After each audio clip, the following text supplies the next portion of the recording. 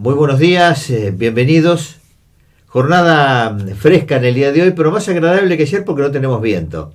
Bueno, hoy es el Día Mundial contra la Hepatitis. La Organización Mundial de la Salud invita a que tomemos pleno conciencia en este día precisamente sobre esta enfermedad. Vamos a consultar a la doctora Marcela Loza, infectóloga, además especialista, para que nos ilustre de la importancia que tiene esto y cómo nos podemos cuidar. Gustavo Tinetti desde Cadena 9. Marcela, buen día, ¿cómo estás? ¿Qué tal? Buen día, Gustavo y toda la audiencia.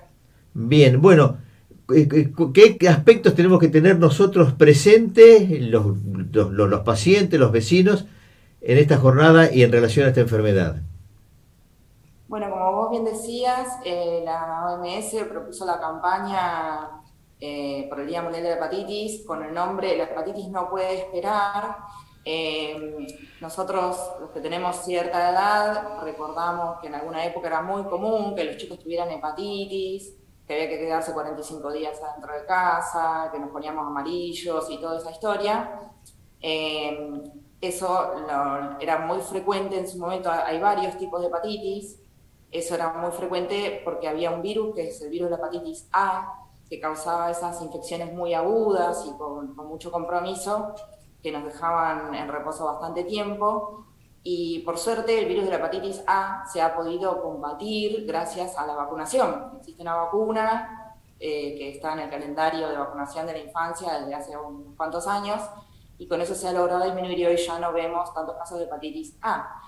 Pero hay otros tipos de hepatitis, como la hepatitis B y la hepatitis C, que son otros virus que causan infección en el hígado, que siguen produciendo enfermedad. Estos dos virus se transmiten, a diferencia del virus de la hepatitis A, que se transmitía por agua y alimentos contaminados, los virus de la hepatitis B y C se transmiten por sangre y por contacto sexual. Y son dos enfermedades que son un poco, digamos, no las tenemos muy en cuenta en general y suelen ser silenciosas durante mucho tiempo. Y así como no las tenemos en cuenta, causan muchísimos contagios a nivel mundial y muertes a nivel mundial, que por ahí no las notamos, ¿sí? De hecho, la hepatitis C es una de las principales causas de trasplante. Son infecciones que son crónicas, que permanecen silentes durante mucho tiempo, es decir, que no dan ninguna manifestación clínica y a largo plazo producen un daño en el hígado que puede llegar a ser irreparable. La hepatitis B en general está asociada con cáncer hepático y la hepatitis C con cirrosis, ¿sí? Que obviamente cuando se combina con el alcoholismo se acelera el proceso, porque tanto el alcoholismo como la hepatitis C son causas de cirrosis. La cirrosis es una afección del hígado que, por estar inflamado mucho tiempo por la infección en este caso, o por el alcohol cuando está relacionado al alcoholismo, el hígado se daña y se cicatriza, se daña y se cicatriza hasta que queda hecho como una piedra que no puede cumplir su función. Bien, Marcela, Y decís que es una enfermedad que va de manera silenciosa. ¿Y sí, cuáles son las manifestaciones cuando ya empieza a expresarse, ¿no? Los síntomas? es que generalmente cuando ambas tienen una fase aguda, que uno se pone amarillo y demás, pero generalmente cuando sucede eso se termina resolviendo y curando. En un gran alto porcentaje, las personas contagiadas no tienen esa manifestación, el de ponerse amarillo, y cuando presentan alguna manifestación clínica ya está en una etapa avanzada de la infección. Ya con un hígado que ya no está funcionando, con un montón de complicaciones asociadas a esa disfunción hepática. Entonces, la idea de toda esta campaña es promover el testeo, así como hacemos con el VIH, que digamos, tiene algunas similitudes en ese sentido. Una infección por el virus de la hepatitis B o de la hepatitis C puede pasar desapercibida durante un montón de tiempo, y si no nos hacemos el análisis, no nos enteramos que la tenemos. Y hoy ambas hepatitis tienen tratamiento y se pueden prevenir esas consecuencias a largo plazo. Básicamente, lo que, digamos, invitamos a la población, lo que puede hacer la población de manera preventiva, es, así como les sugerimos que se haga el testeo del VIH, del virus de inmunodeficiencia humana, que también regularmente se hagan testeos de virus de hepatitis B y de virus de hepatitis C. Porque de esa manera uno tiene la herramienta de poder hacer diagnóstico de manera oportuna y de poder ofrecer un tratamiento que en muchos casos puede ser curativo, ¿sí? La Organización Mundial de la Salud está señalando de la plena concientización sobre esto y conjuntamente con ello que para el 2030, no sé si la palabra es la erradicación, pero que se tenga mucho mayor cuidado y sobre todo el tema de prevención, que es lo que hoy desde la medicina se hace mucho hincapié en todas las áreas, ¿no? Sí, también en lo que tiene que ver con VIH se ha establecido el tratamiento como prevención, porque una persona tratada deja de contagiar, y en los casos de hepatitis, en cierto punto de la historia no había muchos tratamientos para hacer, y hoy en día sí hay tratamientos disponibles. Entonces nosotros le podemos ofrecer una herramienta que al paciente que tiene infección, una herramienta que le permite tener una mejor calidad de vida a largo plazo, y a su vez una herramienta preventiva para evitar el contagio a otras personas. Entonces por eso es súper importante. También no quiero olvidarme de recalcar que de estos dos virus que estamos hablando, el virus de la hepatitis B, para el virus de la hepatitis B, tenemos una vacuna también que es muy efectiva, que en algún momento estaba más bien indicada al personal sanitario, a las personas con ciertos factores de riesgo, pero ya hace unos cuantos años se puede aplicar de manera voluntaria y gratuita en cualquier centro de vacunación. Son 3 dosis, así que aquellos adultos, la vacuna está incorporada también al calendario desde el año 2000, así que hay muchos niños y jóvenes que ya que están inmunizados contra la hepatitis B, pero hay muchos adultos que no. Así que quien no tenga constancia de estar vacunado contra la hepatitis B, se los invita a que concurran a los centros de vacunación y poder iniciar los esquemas, que también es algo importante en términos de prevención. Bien, ¿y cuáles son las maneras de cuidarnos? Voy a poner un ejemplo a lo mejor un poco absurdo. Si yo todos los días tomo alcohol en exceso, además de emborracharme, puedo caer en la cirrosis, vamos a la hepatitis C. ¿En qué cosas nosotros tenemos que cuidarnos? Básicamente los dos virus se transmiten por vía sexual y por sangre y elementos contaminados con sangre. Entonces la recomendación básicamente es el uso de preservativo en las relaciones sexuales, en no compartir máquinas de afeitar o cepillos de dientes que puedan generar una transmisión a través de la sangre. Y bueno, a nivel institucional, digamos, de la salud, de los cuidados de la salud, obviamente todo lo que son la prevención de los accidentes cortopunzantes, por pinchazos, con agujas utilizadas y demás, que bueno, eso se aplica en todos los centros de salud mediante las medidas universales.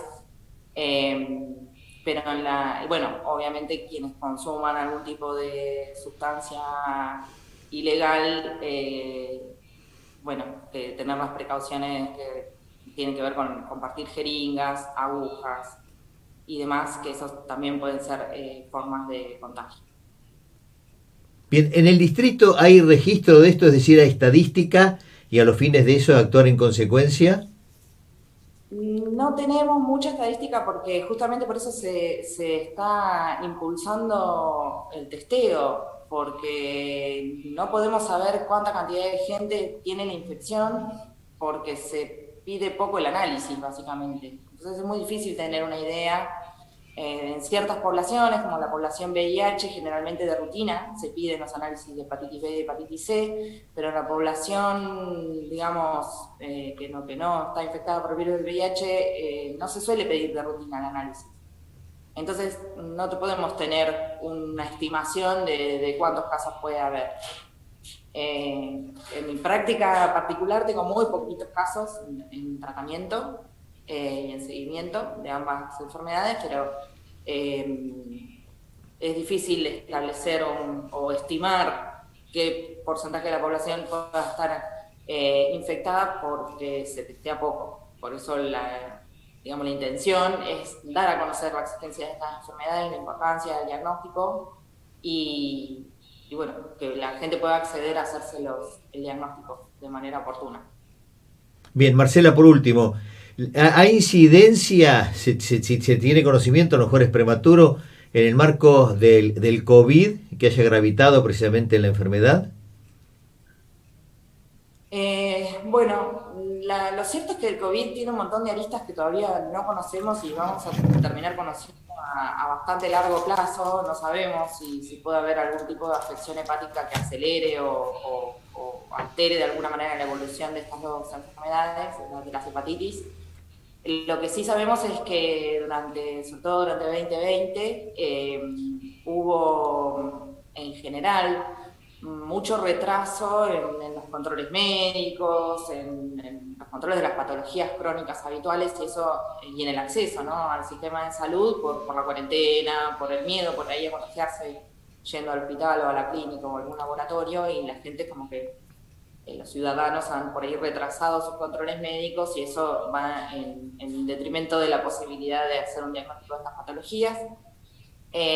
Seguimos en pandemia, esto no terminó todavía, pero quiero recalcar que es importante hacerse los controles médicos de rutina. Soliciten a sus médicos cabecera el que esté interesado en hacerse tanto el test de hepatitis B como el de hepatitis C. En general en el hospital están disponibles, en el hospital hay disponibilidad de testeo, de test para hacerlos acá localmente.